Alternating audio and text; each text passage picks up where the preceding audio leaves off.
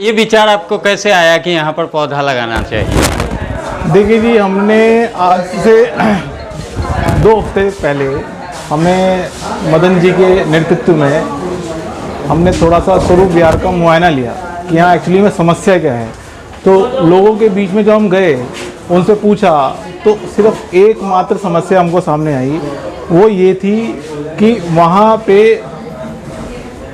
पेड़ पौधों की कमियाँ और गंदगी, यानी कि वहाँ पर दूर दूर तक पेड़ पौधों का नाम नहीं है।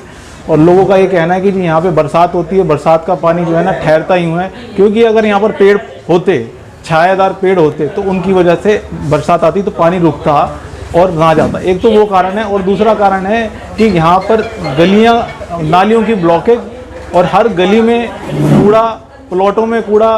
तो इसी चीज़ को ध्यान में रखते हुए हमने यही विचार बनाया कि हम कोई एक ऐसा दिन निश्चित करते हैं जिस दिन हम अपने साथ में ना कुछ पौधे लेके आएंगे और कुछ छायादार पेड़ लेके आएंगे। तो हमने आज निश्चय किया है कि पूरे मेन रोड, स्वरूप विहार का जो मेन रोड है, वहाँ पर जो इनका ई रिक्शा चौक है, वहाँ से आगे तक हम कम से कम 50 छायादार पेड़ लगाएंगे।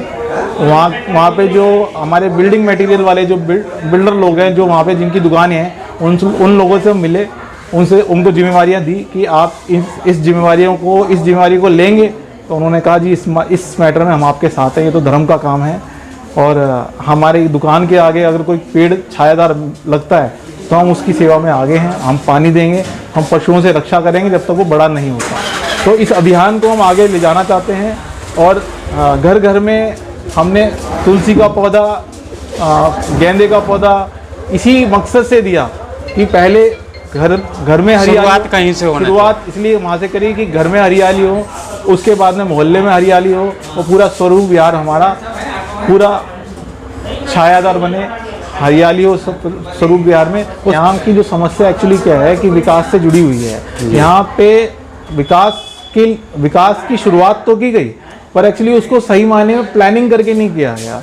मतलब अगर इन लोगों ने वहाँ पर जो गलियाँ बनाई, गलियों से पहले अगर नालियाँ बना दी होती, आप किसी भी गली में जाके देख लो, वहाँ नाली नहीं बनी है, उन्होंने आरसीसी डलवा दी गली में। पहले तो नालियाँ बननी चाहिए थी, सीवर डलनी चाहिए, हाँ नालियाँ बननी चाहिए थी, नालियाँ बनी नहीं, आपने गलियाँ पहले बनवा दी। अब नालियाँ कहाँ से, बजट आएगा नहीं, क्योंकि वो तो एक साथ ही बजट आता है। दिल्ली जल बोर्ड वाले कुछ कर नहीं पाएंगे, और जो फ्लड वाले हैं वो ये कह रहे हैं जी नाली का बजट कहाँ से लाएं हम अलग से।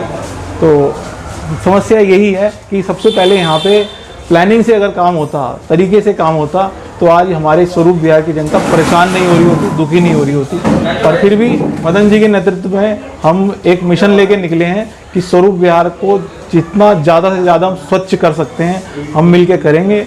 वहाँ की जनता को जागृत करेंगे, जैसे कि आज जागृत किया महिलाओं को, बच्चों को। हमने यही कहा कि आप लोग आज के बाद ये प्रण ले लें कि अगर आप अपने आंखों के सामने किसी को भी उस प्लॉट में कूड़ा डालते हुए देखते हैं, तुरंत हाथ जोड़ के निवेदन करना है, जी आगे से ऐसा नहीं करना है आपको, हमें अपने मोहल्ले को साफ़ सुथरा रखना है, स्वच्छ रखना है, और मिलजुल के इसको आगे बढ़ाना है।